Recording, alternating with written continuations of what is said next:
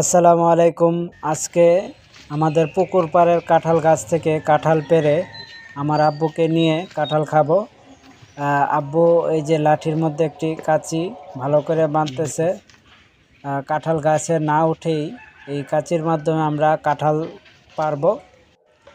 কাঁঠালগুলো অনেক উপরে, তাই আমরা লাঠির সাহায্য নিয়ে কাঁচি দিয়ে কাঁঠালটা পারবো।